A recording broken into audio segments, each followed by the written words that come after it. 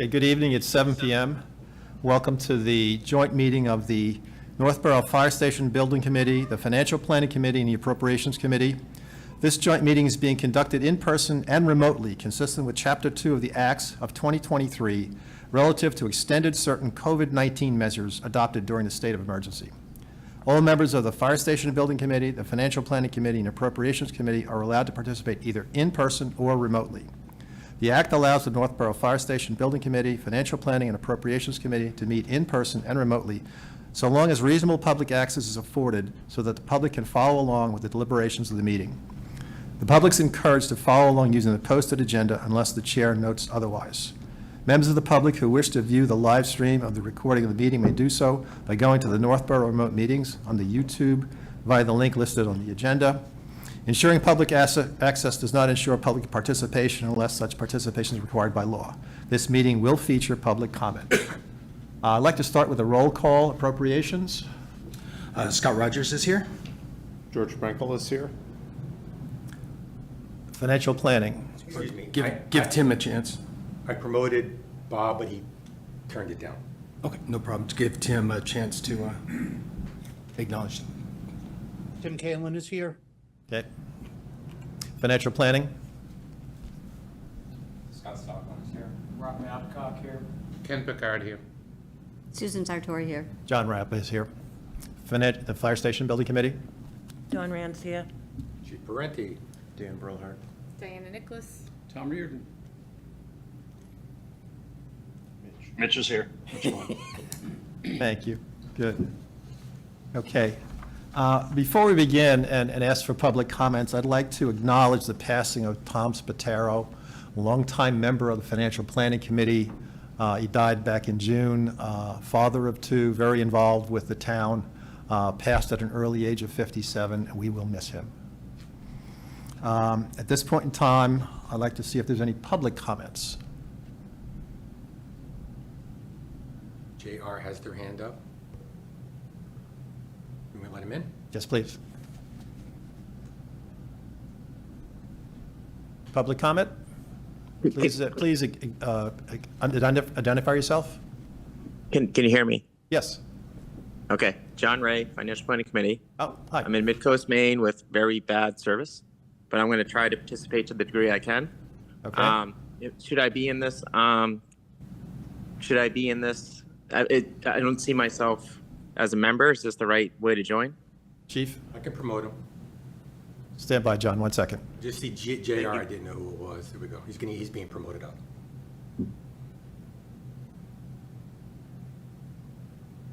Okay. All set? He's coming up through it. Thank you. Good, John. Apologize in advance for welcome. my lack of Thank you. Good. participation on this, but I'm on vacation and was not. I couldn't change it. Good. Okay, thank you. Any other public comment? Hearing none further, we'll begin with the presentation. Fire Station Building Committee. Madam Chair, will you be leading off, or the chief, or HKT? Oh, the chief loves to talk. Come on, it's always him. Don't smile, Janet. So thank you very much for inviting the Fire Station Building Committee to meet with Financial Planning and Appropriations. We really appreciate the opportunity to come in. The intent of tonight's presentation is to have our architects, HKT, do a presentation to give you an idea of how we got where we are, the building we're doing, the designs we had. We also have, obviously, members of the board here can answer questions you have. We also have our owner's project manager, who is online. Tim Alex and Todd Ashford are here, and they'll be presenting, discussing a little bit. And we also have part of our financial team in the back. We have our town administrator and our finance director who will be able to answer any questions. At this time, I'm going to turn it over. Amy, are you doing the presentation, or is Janet? I'll be giving the presentation. I figured. All yours. Okay, let me just share my screen here and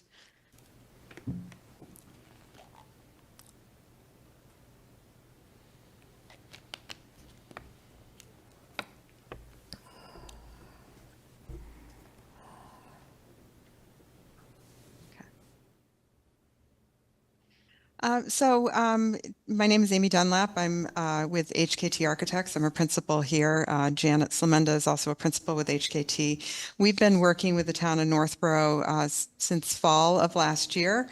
And since that time, we've done a number of public presentations to folks in Northborough, both community information sessions and then a number of different permitting bodies, design review, zoning board, planning board, conservation commission, and the select board. And we're happy to be joining you tonight to give you a little information on where we are in the project. The design process started out with program development. When we do space programming, we meet with the fire department staff. We first give them some questionnaires that ask them a lot of detailed questions about their operations and where they are now and where they see things moving in the future. And then we sit down and we have conversations with them about that. We tour their existing facilities. We get an idea of the types of equipment that they have, the spaces that they need, and we put that together in a table form outlining what they have for space needs. From there, we bring it into schematic design. We start to look at some floor plan options, and we start to look at what the building will look like three-dimensionally. And we presented some of those options to the Fire Station Building Committee. And once we narrowed down to the selected preferred alternative, we took that schematic design and we got our first cost estimate. At that time, it was a cost estimator that was part of the design team. As we moved forward in design, the next stage is called design development, and that's when we start to put more details into the drawing set. The engineers get more involved. They start to think about how things are going to be structured and built. And when we get through the design development phase, that's when we have another cost estimator join the team. So we have the design team's cost estimator, and then the owner and Colliers as the OPM, they have a cost estimator involved as well. And those two estimators look at the drawings and specifications at that point in time. They put together their cost estimates, and then we have this reconciliation process that goes on. We have an afternoon where we all get together. We talk about what they were seeing in the drawing sets. We talk about the quantities and the scopes, and they compare and make sure that we're all on the same page, that we're all seeing the same thing in the design, that they are understanding the scope completely, and that we're getting good numbers to cover what the project entails. When we went through that process, and the numbers that you're going to see tonight that Tim's going to present are based on that design development reconciled cost estimate. Right now, we're in the construction documents phase. We start to put even more engineering and architectural details, technical details together at this stage. We're about halfway through that phase right now, and we just last week sent the drawing set as it stands at the moment off to the cost estimators. Again, those two, the design team's cost estimator and Collier's cost estimator, so that they can do another cost estimate. That will be the number that we will have to go forward to town meeting this fall based on a reconciled cost estimate between those two cost estimators when that 50% set or the 50% estimate is done. At that point, following a positive vote from town meeting and at the ballot, we would go into the bidding phase and then construction following that. So this is the site as it stands right now, the site design. The building was placed on the site basically to provide clear sight lines for the apparatus portion of the building right here. The apparatus bays are right here. There is a large apron that the apparatus can pull out onto.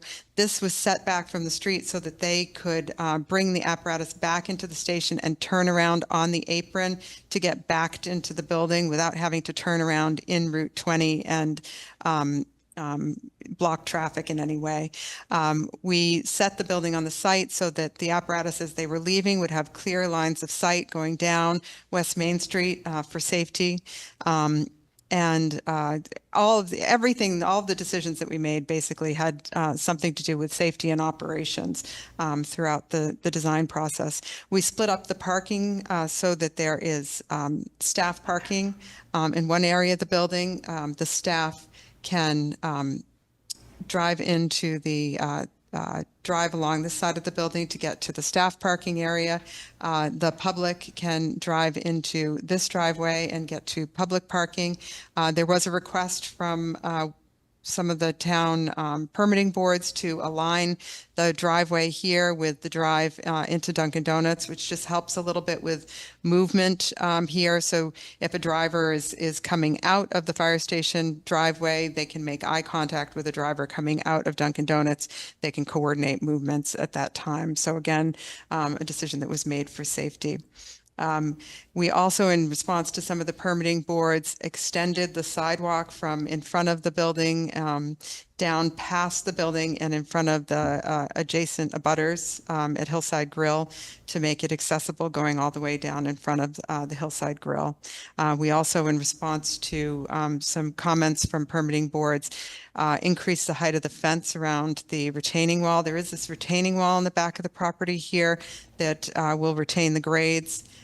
There were some concerns about safety if someone were to get to the back of the site and walk along that retaining wall. So they asked that we increase the height of the fence running along the top of the retaining wall, and we did that.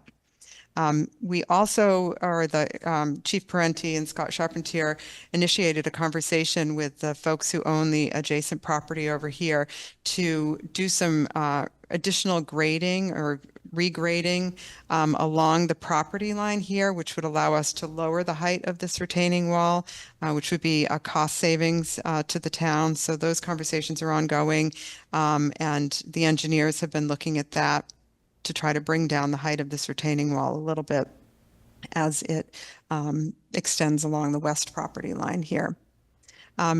We've also increased some of the landscaping that was originally proposed in response to some comments from permitting boards. We've added some electrical vehicle charging stations in response to planning boards. And then a request from the town or from the fire department was to have some heated apparatus aprons. We put some snow melt systems under the pavement in front of the apparatus bays.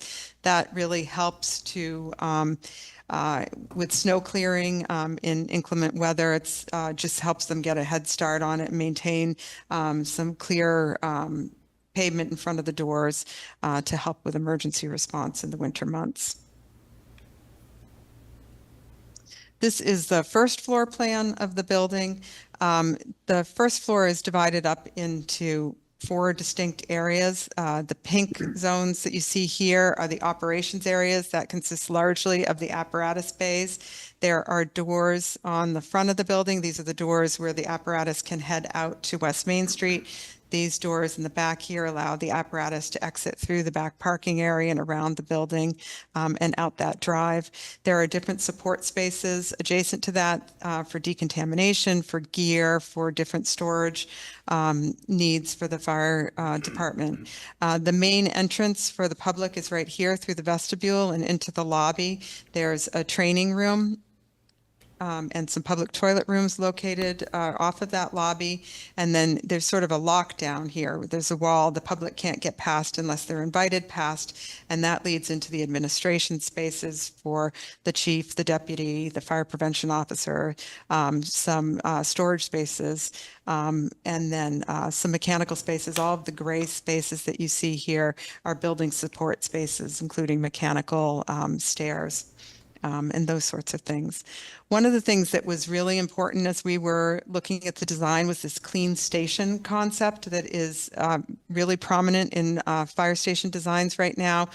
There's a lot of talk about how contaminants that firefighters encounter when they're out fighting fires gets on their gear, it gets on their bodies, they bring it back into the stations. And so you want to try to really limit the spread, make sure it doesn't get into the living quarters, it doesn't get into the administration areas, and that the firefighters have a way to come back into the station, clean their gear, clean their bodies, and decontaminate. So a lot of time was spent in figuring out how that workflow would happen when the firefighters come back into the apparatus bays. They can go into this decontamination room where they can decontaminate things like backboards and gear. They can go into a couple of shower rooms here, take take showers, bring their gear and their clothes into this laundry room to wash, or their gear into the gear room to store. And they can do all of that within this zone before they exit and go up the stairs to go to the living quarters or go through the corridor to go into the administration spaces.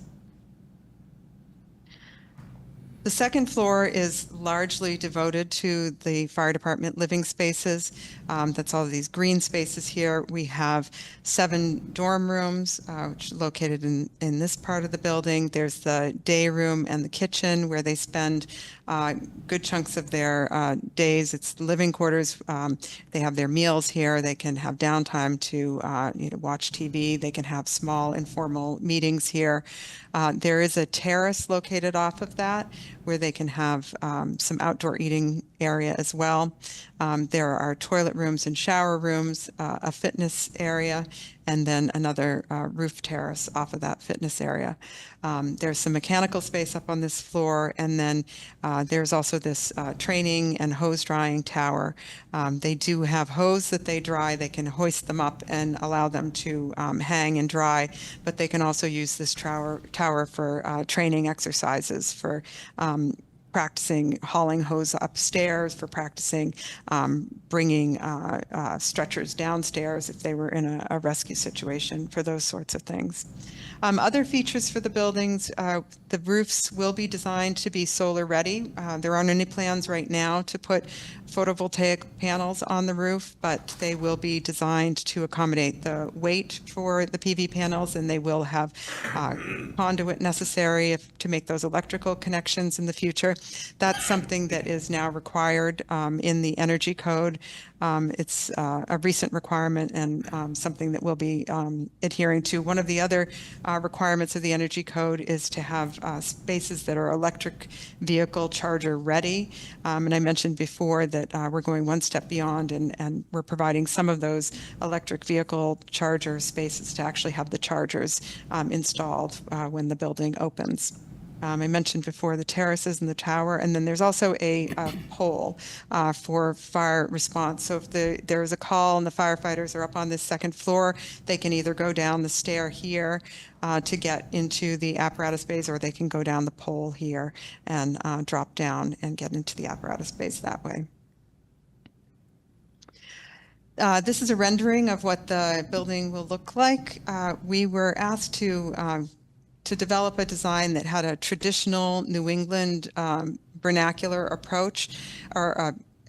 So we looked at masonry. We wanted to pick a material that was durable, that had minimal maintenance concerns, and would be something that would be with the town of Northborough for a long time. We looked at different masonry that's in use through the town, and we came up with some bricks that were very similar to what we saw in other areas, and we thought really complemented the architecture of the downtown area. We were also asked to incorporate some arches into the architecture, and so you can see we have an arch marking the main entrance into the building. These are the doors into the lobby, and then the arches are repeated over the apparatus bay doors, and then there's a small arch that's repeated in the tower element here. We also have this clock element, which it lends some prominence to this tower and is a nice feature in the downtown area.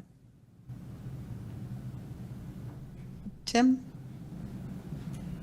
Thanks, Amy. So before we get into the numbers, just wanted to talk a little bit about what makes up the numbers and the costs. Typically, we refer to hard costs or soft costs that make up the total project budget or the total project cost for a project.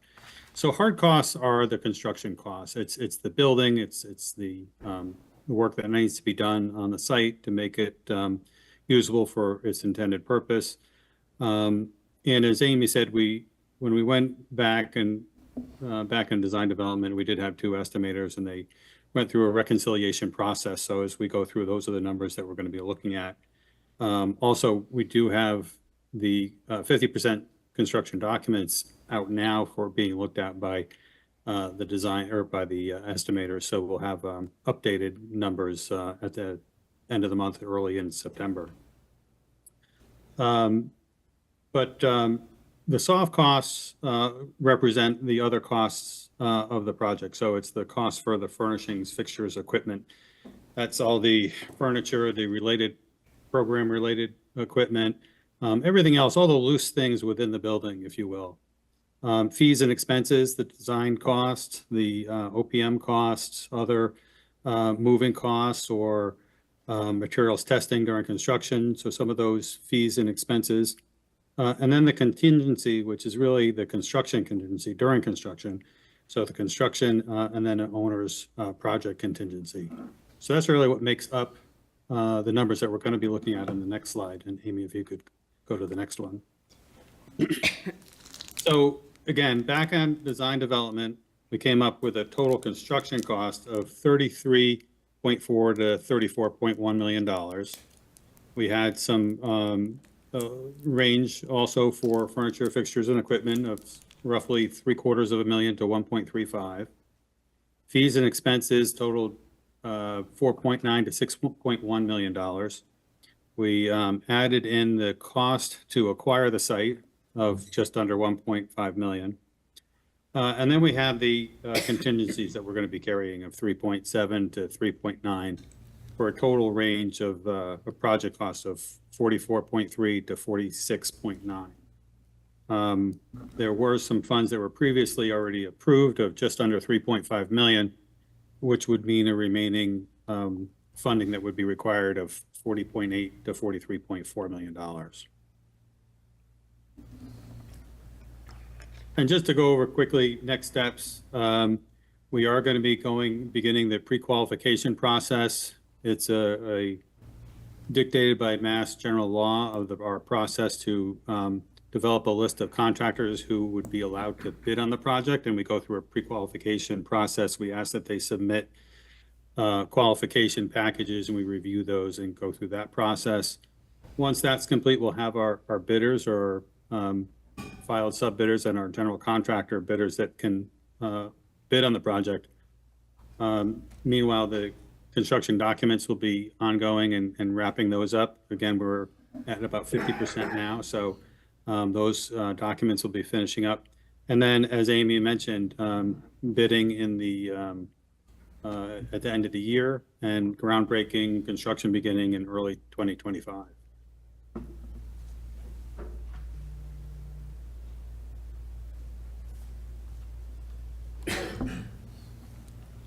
Oops.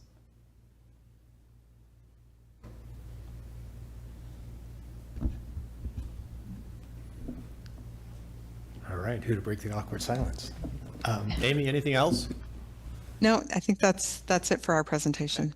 Thank you very much. Any questions from members of the Appropriations Committee? George, you all set? Tim, any questions for you, sir? From you, sir? No, I'm good. Thank you, Scott. Great. And Bob, any questions for you, from you? No, he probably put up a hand or something like that. He put up his hand if he had a question. I just had a couple items that's more informative. I've tried to track all the building committee meetings and follow along as best I can. One is just kind of the nomenclature. You mentioned cost estimates at or documentation that goes into the cost estimates at a 25%, 50%. For me and the folks at home, can you just kind of explain that concept of those percentage numbers? So it's really 50% is the number. So there are three main phases for any design project, and that's schematic design, design development, and construction documents. So the schematic design is just what it sounds like. It's conceptual. We're trying to figure out what the building's going to look like, and we put together a couple of different options. We take all those program spaces, we arrange them, we run them by the committee. They decide, which direction they want to go in, and we settle on a floor plan at that point. And then we take that floor plan, we develop it into three-dimensional elevations, figure out what the exterior of the building is going to look like. Once that's agreed on, we've sort of finished schematic design. We've got the basics of what this is all going to be. At the same time, the engineers are looking at schematic level things. We're looking at the site, figuring out where the building's going to go on the site, where the drive's going to be, the parking area is going to be, big picture kinds of things. And then we do the cost estimate to get an idea of the order of magnitude of where we stand. From there, once that's approved, we move into what's called design development. And we're basically just layering details onto the project all along. We start to do some of the hard engineering, some of the hard detailing. We're coordinating amongst the disciplines. So architecture is working with structural, and we're working with mechanical, electrical, plumbing engineers, civil engineers, landscape architects, and we're all just adding more information to it. We get to a point where where we then call sort of the end of design development. We do this cost estimate, and once that's approved, we moved into construction documents, and that's putting everything in documents that the contractor can build from. There are drawing sets, and they are broken down into all these different disciplines that I just mentioned, architectural and engineering disciplines. And then specifications are, it's a book that's divided up into different categories of work that contractors can bid on. And for this project, you do the cost estimate and construction documents at different times. For this project, because of the timing of town meeting and wanting to get a number at town meeting, we sort of settled on 50%. It was the last point that we could get that cost estimate done and go through all the processes that you needed to do to get your number for town meeting. So we're roughly about halfway through the documentation process and putting that information together that will go out to bid for contractors to look at and put prices to ultimately during the bidding process. So hopefully, does that explain a little bit? Yeah, thank you, because it was kind of 50% of what was my question. So at the time that you're going to be doing these estimating, this documentation process is about halfway complete, and you'll continue that work leading to the final bid documents, the bid packages. Correct. Yeah. Gotcha. Thank you very much. The slide mentioned that there were 3 bid alternates. Could you just describe those 3 alternates quickly? 3 bid alternates. Let me get the. So we had at one point. Let me just get my paper here. I'm looking at the cost estimate while I talk to you. The 3 bid alternates we were looking at. So that was something that was done to give us an idea of a range of costs for the contract. And one of them was looking at the apparatus bays and whether we would have radiant heat in the slab of the apparatus bays. It's typically fire stations, when new fire stations are designed, they like to have radiant heat in the floor slab of the apparatus space. But a question was raised from the Fire Station Building Committee of what we would save if we eliminated that radiant heat and went to a different system. And so that was one of the alternates that we priced out during design development. We found out it really wasn't much of a savings at all, and it did have operations implications. And so the Fire Station Building Committee elected not to take that alternate.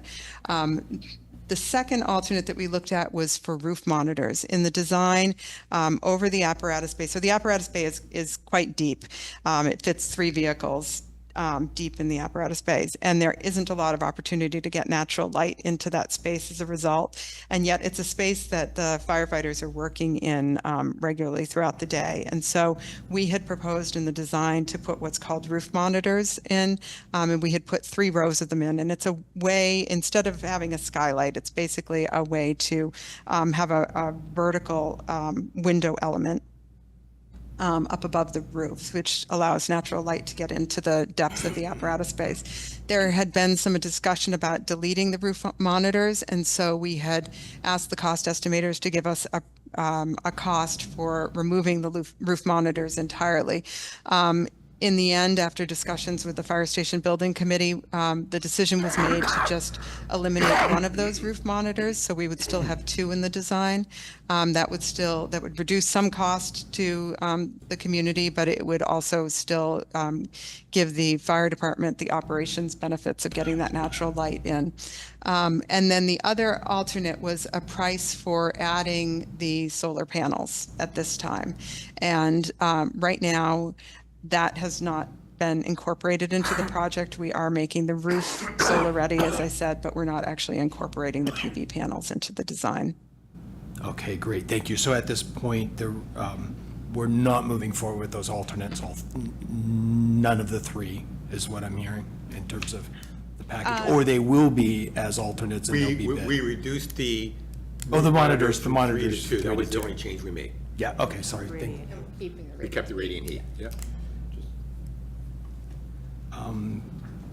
And do the angle of the monitors, does that help with the solar panels as well? Because it aligns with sun alignment, so the monitors kind of help in that respect? I mean, it maybe a little bit. You can still put solar panels on a flat roof. It does happen to be pointing in the direction of south, so they might have a little bit of a benefit, but I don't know that it's substantial. Great. Thank you for that. I appreciate it. Just following up on the cost estimates and the 50%. So what I understood is that 50% of the design documentation is done and you're doing cost estimates. How accurate is that? How accurate are the cost estimates? And are they likely to change once 100% of the documentation is done? Just getting a feel, because really it comes down to how good are the cost estimates? Amy, I can speak to that a little bit if you like. So Sure. we have two cost estimators that we have looking at the documents. And what we want to make sure is that they're looking at the documents and they're taking it, the scope of the project away the same. So the thickness of the slabs, the pounds of steel, all the nuts and bolts that make it up, that they're looking at it the same way. They may not necessarily agree on cost, but we want to make sure that at least they're agreeing on the scope. And then they do talk back and forth. They're professional cost estimators. That's what they do every day. They tend to be a little bit conservative. They don't want to be, when they are putting together their estimates, they want to be in the middle of the pack. So if you have 5 bidders, they would want to come in right in the middle. They're not trying to be the lowest. They're not trying to put too much cushion on. But as they go through, as Amy mentioned, in schematic design, it's very early on. You're really just looking at a concept. Then you're going into design development where you have kind of the layout of the building and some of the big picture items, but you don't have those details. And so they have what they call a design contingency, a percentage built into their cost estimate. And as the design gets further developed, that percentage is reduced. So just like we won't get 5 bidders who give the same number at bid day, we won't get 2 estimators that give the same number at estimates. But this is what they do. We use them on a number of projects. They have a sense for what the costs are in this market, and we feel pretty comfortable that they'll be within, that this range is where the numbers will come in. Okay, well, I guess another way of asking it is it usual to get your cost estimates when the documentation is 50% done, or is it usual to? Let me jump in there, because it's not that the documentation is 50% done. The documentation went through the schematic design, then into the design development. Now you're building out those details. So it's 50% through construction document phase. So it's not 50% of the design, it's 50% of putting together those final details. So yes, there will be, then they anticipate that there's going to be a time between the design, or between the estimates when those are completed and when it actually goes out to bid. And we build in escalation into those estimates to account for that time. They'll also have potentially a small design contingency to cover that percentage of design that's still not 100% done or shown on those documents. Good on that. Yes. One final question. It might be worthwhile to bring up the slide that had the table of pricing. Sure. I was just confused. I couldn't tell if it was a subtraction or an addition, the line that was the site acquisition. Subtraction. And so it was It was 3 million. an additional subtraction. So, but both the site acquisition and the prior authorized funds were subtractions from the total. And I just, I missed. Yeah, the range math of the on that. total project cost was 44.3 to 46.9. And then recognizing the fact that the town had already appropriated 3.499 million, that continued appropriation to complete based on this range would be 40.8 to 43.4. So the site acquisition was added, but then the 3.4 that was already approved was subtracted. Right, so I'm confused that the site acquisition wasn't The all-in cost. grouped with the previously approved as a previously approved Yeah. fund. That it reads, it's confusing to me that it reads as like I've seen it so many times that Yeah. it's like, oh, I understand it.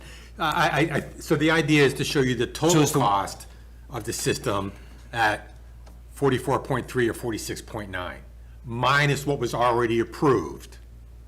Because part of that 3.4 was the architect, part of it was site acquisition, part of it. So that, I think they just put the site acquisition in there so you saw what we paid for the site.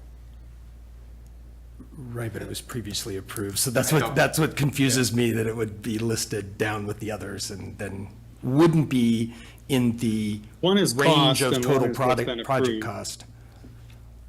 Yeah, the intent in this was that you had your costs, and then what's been, the total cost, the 44.3, so those are all costs above. And then it's what you've approved or allocated to cover those costs. And so the costs that would be unencumbered yet, or haven't been any money approved for, that is the 40.8 and 43.4. But I'm not a finance guy, so it makes sense to me, but I understand if it could have been shown differently to make it more clear. Yeah, and what was the funds for this current phase for design? How much was that? You mean for the architect and for the For OPM? or- this work that we're doing right now in terms of total, so if we're gonna have site 3.4 acquisition. 3.4999 was everything, that included site acquisition, that included Okay, yeah. architectural design, that included owner's project manager, that included, anything else I'm missing? Test wells. Test wells, it included borings, it included anything we had to do beforehand. Yeah, so the slide reads Yeah, I to know. me correctly if the 3.499 includes the 1.49. I got you. Yeah, okay, I'm caught up now. It took me a minute to get there.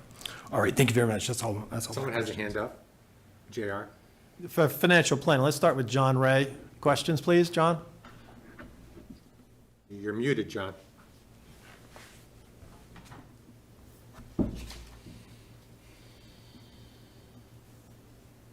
John, can you hear us? We can't hear you. We may have lost him. Or he maybe said his signal was kind of crap. Hey, was that directed? This is John.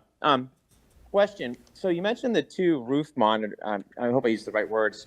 2 out of 3 are in the current number.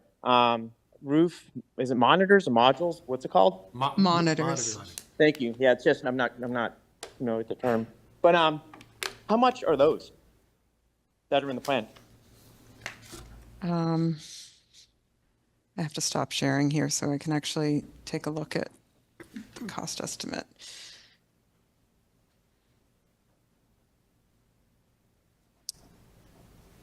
So when the last cost estimator, or the last cost estimate did list them as what's known as a deduct alternate, so it would, what the project would save if you eliminated them. And to eliminate all 3 of them, they estimated $438,720. So we eliminated one of them. Okay. So So 2/3 of that. And then, have you done analysis on the different operating costs? I was at a meeting prior with the library, and a very smart man that is knows this stuff way than I did, talked about the cost of that heating and cooling versus not having it. Have you looked at the operating cost of that? Yes, so during the schematic design phase, the mechanical engineers did what's called a life cycle cost assessment. They looked at 3 different systems for heating and cooling the building, and they do this life cycle cost, which incorporates the first costs, what it costs to actually build the system, and then the operating costs. They look over, I think it's a 50-year period. They look at utility costs, they look at maintenance costs, having to change filters, the lifespan of different pumps, those sorts of things. And then they come up with what they consider the cost over the life of the building, or the cost over 50 years for the different systems. And so that was all presented to the building committee and helped them make the decision to go with the geothermal system.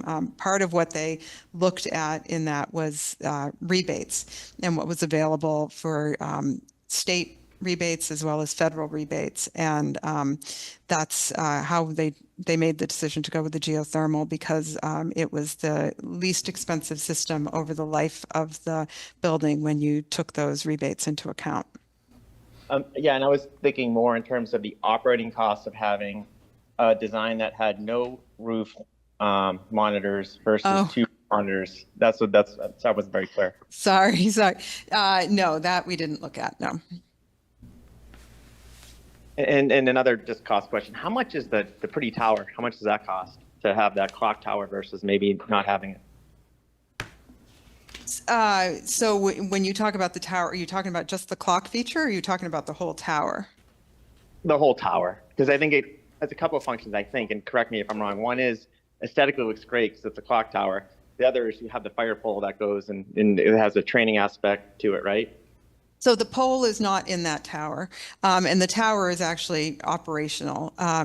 We put the clock on it, but the tower itself is operational. It's where they dry their hose and where they do training.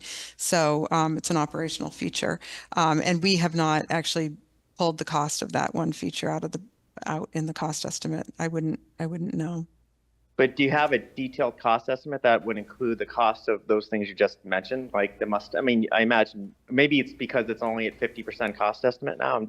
I'm just struggling to understand why we wouldn't know the cost of that if we're doing a cost build up.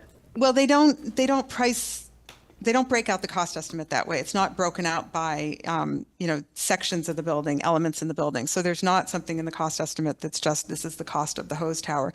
They're looking at like a wall assembly, and they're saying, it costs this much to build all the brick in the building. It costs this much for all of the metal studs in the building. It costs this much for the concrete masonry backup and the insulation and those sorts of things. And those happen throughout the building. So it's not, broken down for this one hose tower itself. Okay, and then just one last clarifying point for me is there a point in the process in which you do get to that point where you have like all the things you're building and what the cost of each thing is, and it's very clear, and is it just we're early in the process and we're not there yet, or is that not an aspect that comes into the process? So it doesn't come in that fashion. I guess if you're wondering if we're ever going to have a cost for what the hose tower is, or what the training room is, or what the day room is, we're never going to have it in that fashion. When they do the cost estimate, it is broken down into a lot of detail. But again, it's broken down, from a construction standpoint. They look at it. There are 2 different ways they look at it. One is known as uniformat, which is looking at systems. So it's looking at foundations. It's looking at roofing, and then it's looking at exterior walls versus interior finishes. And then it also is broken down by what's known as CSI format, which is looking at the overall cost of windows, or overall cost of doors, overall cost of structural steel, those sorts of things. But it's not broken down by like an area of the building or an element on the building. That's something that might be done early in the process in the schematic design, when you're really looking at, can a fire station function on this site? What would it look like? How many square feet? And they would be more or less a square footage number at that point. Then once you go into design development, you start really putting some details in, and it's hard to break out a piece of the building. Then you have exterior building envelope. Well, how does that work? How does that go together? And it would be difficult for an estimator to determine that on their own without really generating a set of documents that show that. So those big picture decisions are made early on in the schematic design phase. Okay, and I think did we ever do what sort of I mean, I'm fully supportive of a new fire station. Like, what would a fire station be if it was sort of met all the standards, safety, and everything else we did versus the things we may be choosing to do because we want to do them, whether they be for intentional for like better quality of life for firefighters, aesthetics.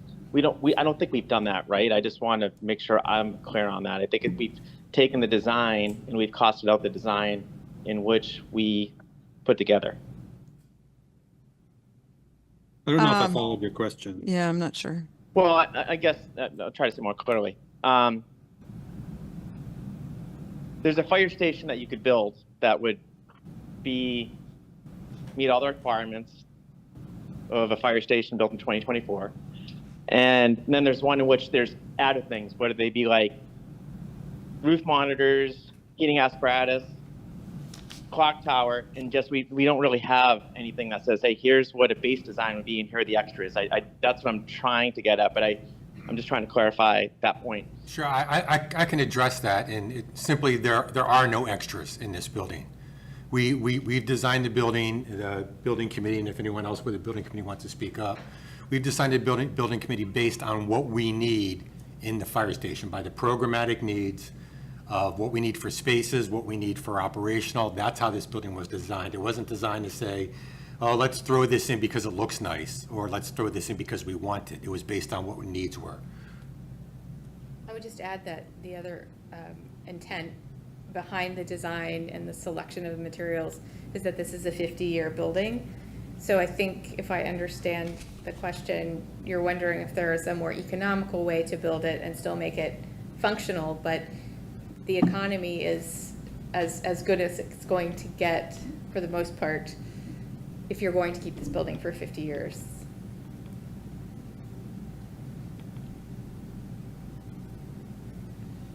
John, anything else? That's it for me. Thank you. Scott Stockland, any questions?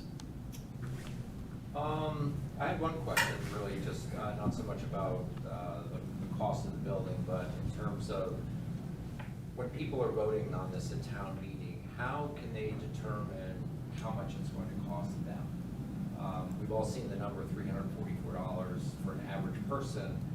The reality is almost no one's going to pay that, right? Half the people in the room are going to pay more, half are going to pay less. So if someone is, let's say their current tax bill is 10 grand, is there a percentage that can be applied to that so people that are in the audience and are being asked to vote can say, oh, so for me, this is going to be $500 a year more, or so on and so forth? Jason, I don't know if you want to answer that now or have a whole discussion on that, your choice. Yeah, I think there's some pretty detailed numbers that were put forward for the select board when there's a meeting on July 15th where we discussed it there. I think that the financial summit information has been posted online, and I think there's some fairly detailed numbers in there that indicate a rate for that you could apply to your own property value if you need to. I don't know if we've stated it in an explicit way or not, but the numbers that were put together, we're using the estimates, the best estimates. The same estimates were used at the financial trend meeting, and I think the 344 number you're referencing would have been the average across 30 years to the average single-family home valued currently at 6.5 or whatever Northborough's current single-family home rate is. I don't know off the top of my head the exact figure, but it's around 625. So the high year is somewhere around $472 because we have declining debt where as the principal is paid off, the interest reduces, so the debt payment reduces as we progress through the years of the debt. So the high year is somewhere between $472, and if the policy decision gets made at the same interest rate for 20 years, it's about $100 difference. in terms of percentage-wise, top of my head, I don't know how to explain that better than saying that if you adjust up and down from that, it would be relative to that value of 625 currently. Okay, I mean, I'm not asking for an answer now. I'm saying that when we go to town meeting and you're asking people to vote, we should talk about it in those terms, right? So the people that are in the audience can sort of look at their situation. Get their head around it. Mentally figure it out. Yeah. Jason, that's based on the 43.4 million, yes? Yeah, I think the construction cost, like the next phase, I think we modeled 42.2 million. Pick the middle spot. But Okay. that was the current status of that. Okay. I think in terms of, not to refer people back to an old document, but the July. Excuse me, 15th Jason, the people are having trouble hearing you. Could you just grab a Oh, mic? sure. Thank you. Yeah, so what I was saying was that at the July 15th meeting with the select board, there's fairly detailed numbers that were put forward in the packet. So if you look forward to the packet there is a projected debt table for 30 years for that would spell out the impact per year for those 30 years. Yeah, I believe that's going to be posted, that'll be posted on the web, on the, That's currently on the it's already website posted, now. so they can go in, they can pull up that table and see, here's, if your house is worth this, this is what it is, based on, per year. And people would be, if they can go in and find out, they know the price of their house, but don't forget that changes too, right? So the price of their house could change. Yeah, and just to be clear, we're talking about the assessed value of the house, not the market value. Correct. Right. Yeah, so at the financial trend monitoring meeting that we just had last week, or the financial summit, I believe that information is being posted online. The intent would be when we go forward to town meeting, I think that we'll ask for an update for what the interest rate climate is in the public debt market, and we can update people at that point. I think 4.25% was the interest rate used for the 30-year loan. For the numbers, I know that's what we used, but I remember. I think the indications are that interest rates may be coming in lower than that. So we may have good news to deliver to people at town meeting. But it's premature for me to say that now. But when we get closer to the town meeting, we will have all kinds of details. Part of the presentation will help clarify that during town meeting, I'm sure. Yeah, I mean, you guys know what I'm asking. Oh, fair, yeah, completely, makes perfect sense. Everybody sort of gravitates to the 344, and they think like. Right, but if my house is worth $1 million and my house is worth 300, what's the difference? Well, no one's house is worth 300 in Northborough, but. Yeah, I mean, people need to be able to look at their situation and kind of figure it out or estimate. Doesn't have to be exact. But We need to set the expectation. yeah, I mean, I think that's the right way to do it. Just so you know, Scott, they're having trouble hearing you because you don't have a mic, just, I'm Right. getting text from different people saying, we can't hear Scott, so, let you know. All right. But I think Jason was able to sum it up, that should have helped. Yeah, okay, excellent. Bob Adcock, All questions? set. Appreciate the details. Thank you. Okay, Ken Picard, I'm all set, thank you. Susan Satori. Yes, first of all, I'd like to say that I've watched a lot of your meetings, and I think that this is a really wonderful architectural firm you've been working with.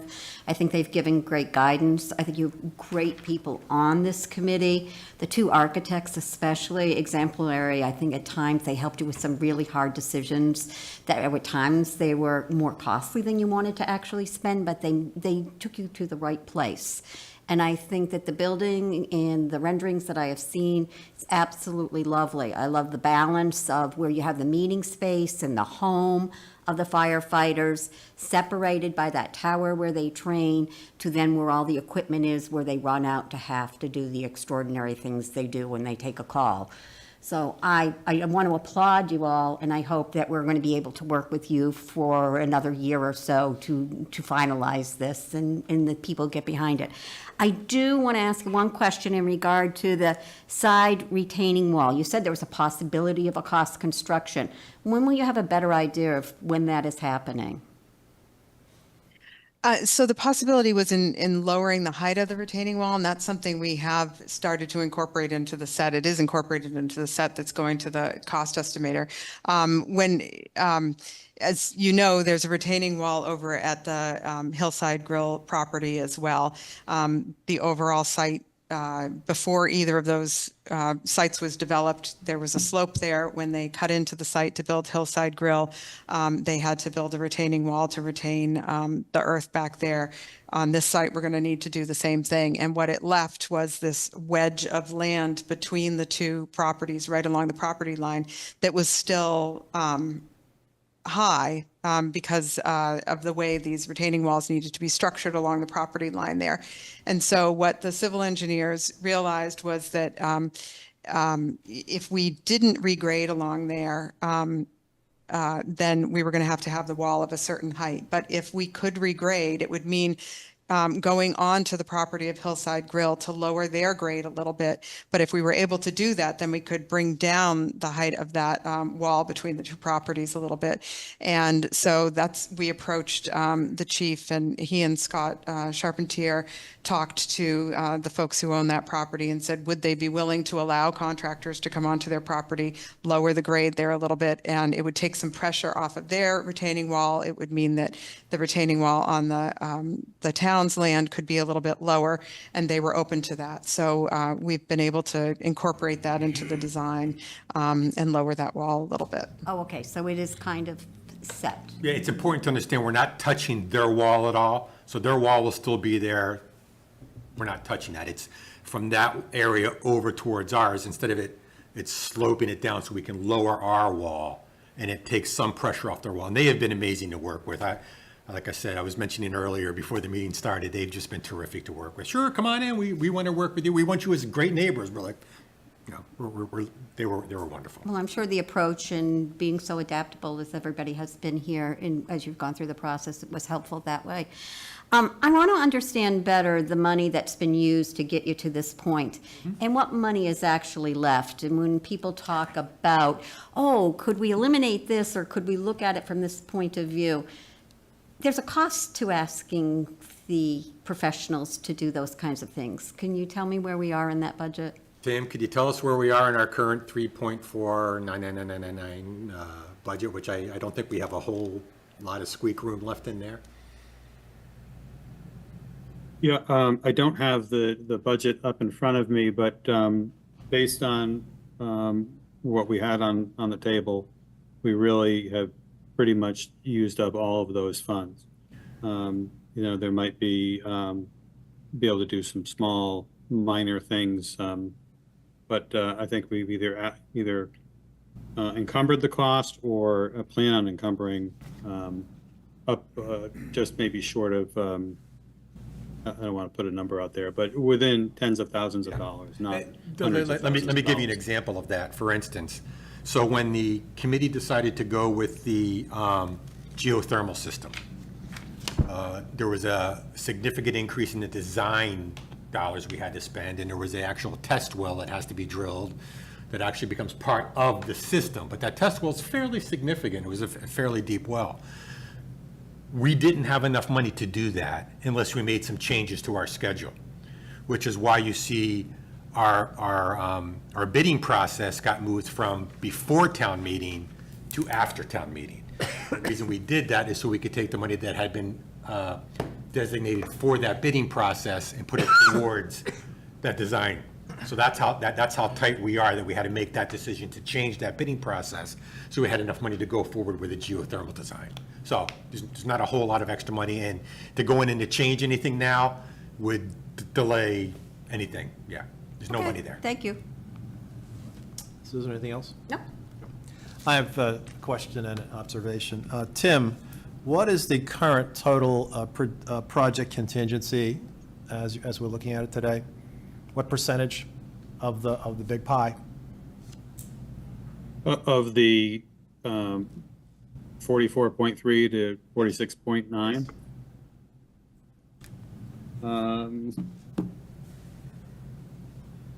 If I have that, or I can pull it up quickly.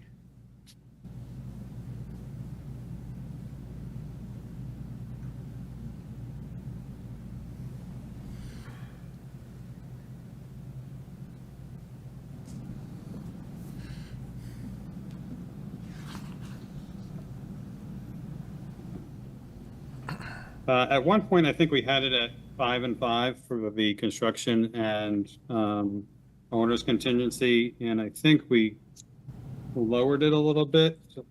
Bear with me.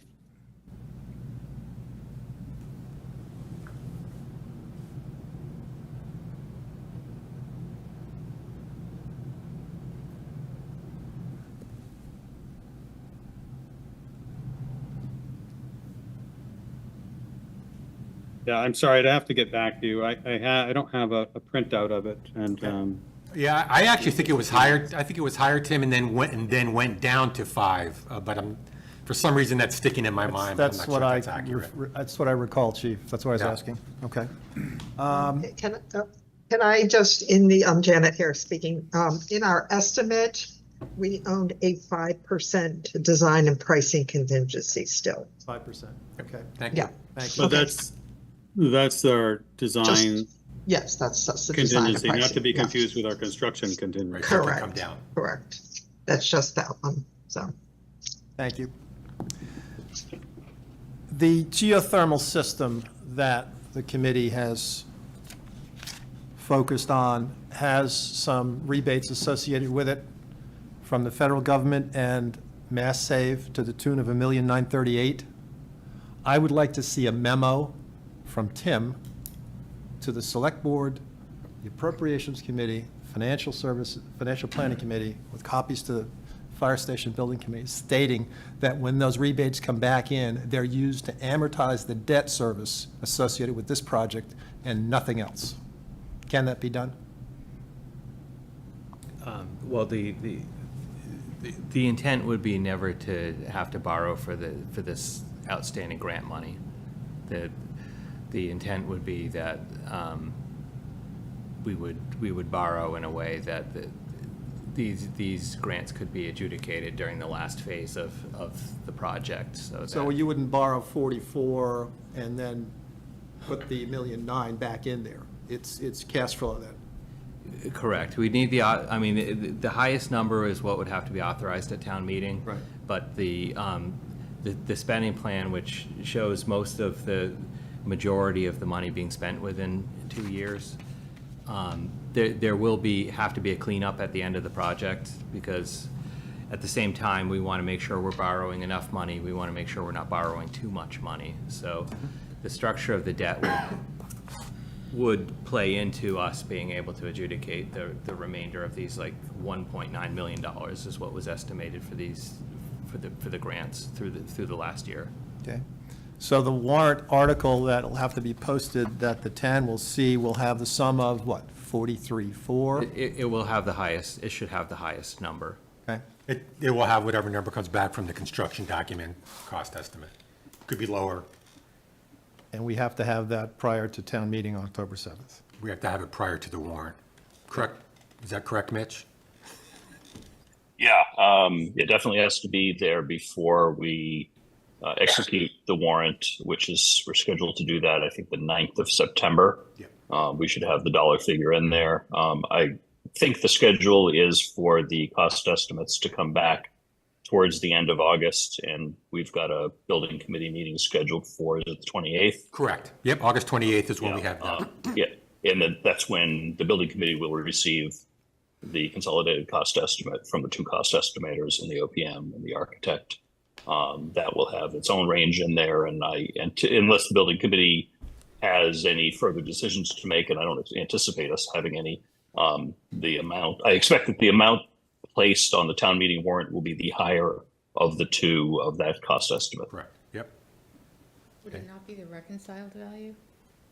Yeah, there'll still be a lower and a higher. Tim, will there still be a lower and a higher, or will there only be one number when it comes back after? After this next estimate? Yeah. Well, we'll have two estimates. So we can start off with a range, but if you want to lock in a budget that we target, we can do that too. Okay. Yeah. And I did just go back and look at the contingencies that we were carrying for the construction and owners contingencies. So we did start off with 6.5% for the construction contingency and lowered it down to 5%. And then the owner's contingency is 5% of the total project cost. Thank you. And those are of construction costs, not full. Well, the construction not, you know, contingency is, now it's 5% of the construction cost. Owner's contingency is 5% of the total project. Thank you. So the charge of the Appropriations and Financial Planning Committees is to produce a report to the town to be presented at town meeting on this project. And since we have both committees here physically and virtually, most likely, I think we would want to meet separately with our respective committees to have a final discussion of this. And Jason, as with town meeting this year, you had worked to put together the language of that report, reports, plural in this case. Have you made any progress on that or have any idea what that might be yet? To be honest, no, I don't. Okay. I have not written any draft reports surrounding this. Okay. Or anything like that. And I think, talking to Tim, he said we need to have that completed 2 weeks prior to town meeting. Mitch, does that sound right? I don't remember the timing. I think Tim said 2 weeks, but let's set the target of 2 weeks. So we need to get this done by mid-September. So it would be a matter of scheduling then a meeting of each committee, fit it in, so I'll canvass the members on potential dates and work with staff on scheduling appropriations. And this will be a similar process that we have for the other financial articles, right? Is that we'll have a report about our deliberation on that particular articles and a recommendation to make then to town meeting. And I'll work with Jason then on the draft report. So at that meeting, we'll have a draft, some draft report language that we can review and make any changes in that meeting and then have a vote on the recommendation. Sounds like something we might be able to do remotely. We'll discuss it. Fine with me. Hey, John, could I follow up with your earlier question? Please. In our bylaws, we have a requirement that for special town meetings, we must send a physical mailing to every household in town 14 days before the town meeting.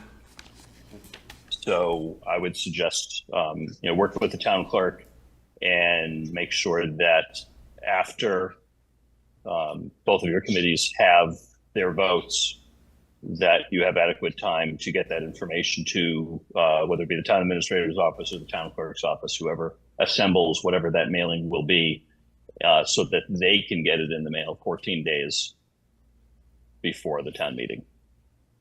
I think it would be informative to have that detail in the mailing that goes out to residents, that the recommendations from the financial committees. Great. Yeah, I agree with that. Yeah, that was my assumption. Thank you. So for financial planning, I'd like to see us get some dates in the next couple of weeks, just to get it done and not be jammed at the wire.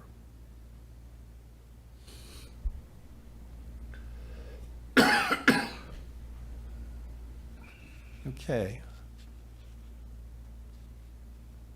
Scott, anything else? Nothing more for us. I'm just writing the action items. We'll get some dates proposed, and then I'll work on a draft report. Any other business? Chief? I just wanted to give you some dates coming up, if that's okay. Yep. So as we mentioned, the next time the Fire Station Building Committee will be meeting is the 28th.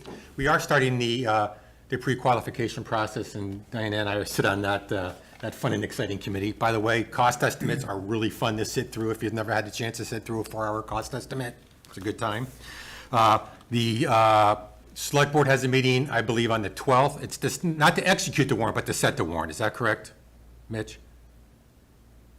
Correct. Yeah, we'll be. We've already opened the warrant. We will formally add the question about the fire station project to that warrant, and I think we will need one other unrelated article on the warrant. Mitch, is that next week, August 12th or September 12th? August 12th. That is August It is 12th. August Yeah, 12th. we'll Thank be you. doing that next week. At that point, I don't know whether we'll have a dollar figure or just a sum of money next to that.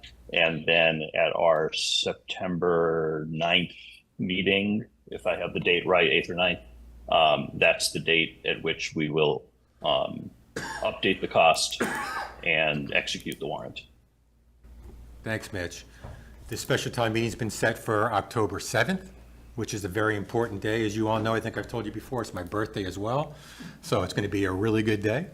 And then the ballot is in conjunction with the national election on the 5th. So I just want to make sure everyone had those dates in mind.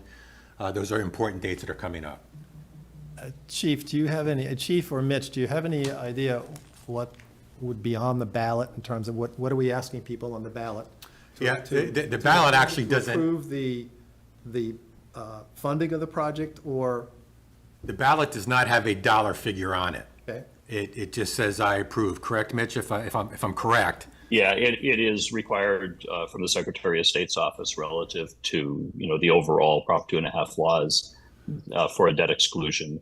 And it's something like, shall the town exclude from Proposition 2.5, so-called the debt service associated with the fire station building project. Jason would probably know that language better than me, but it's dictated by the state what it says, and the only thing you plug in there is the project. So the number is set at the town meeting. It's got nothing to do with the ballot. The ballot itself, I shouldn't say it has nothing to do with the ballot. There's no number on the ballot. When people walk in to vote, there's no number on that ballot. Got it. Thank you, Chief. A town meeting is when the town appropriates the funds. It is going to be done subject to the approval of a debt exclusion, which will be in November. Then you do the debt exclusion that says anything that happens to be for the fire station project, whatever that number happens to be, doesn't matter for the purpose of the ballot, gets excluded from the levy limit. We've already decided prior to that, a month earlier, what that dollar amount is by the town meeting hopefully approving it. Okay. All right. Any other business? We have a motion to adjourn. So moved. Do a roll call. We'll start appropriations. Scott is aye. Aye. Aye. It's Tim. Okay. Financial planning, John? John Wright? Still with us? I'm still with you. Struggling with cell phone, but I appreciate it. Aye. Okay. Scott? Aye. Bob? Aye. Ken? Aye. Susan? Aye. And John Rappa, aye. Meeting's adjourned at 8:13 PM. Thanks, guys. See you all. Thank you. Really appreciate it. Thank you, everybody. Good night, everybody. Thanks, everyone. Have a great night. Good night.